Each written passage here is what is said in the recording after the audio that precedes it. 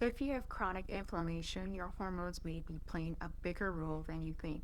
Hi, I'm Dr. Sasha Blissett with Inland Naturopathic Wellness Center, where we help women uncover the root cause of hormone imbalances and thrive through midlife. As estrogen decreases, insulin resistance often increases.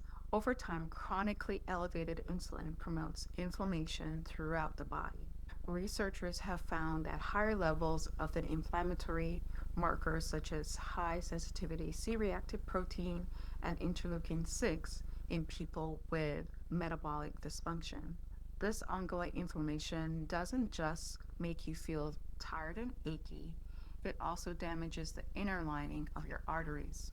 Once this protective lining is damaged or injured, cholesterol is more likely to become trapped in the arterial walls, leading to plaque formation and cardiovascular disease. That's one reason that why heart disease becomes the leading cause of death in women after menopause. In part 4, I'll explain why belly fat isn't just a cosmetic issue, it's part of the insulin resistance cycle. Be sure to follow so you don't miss it.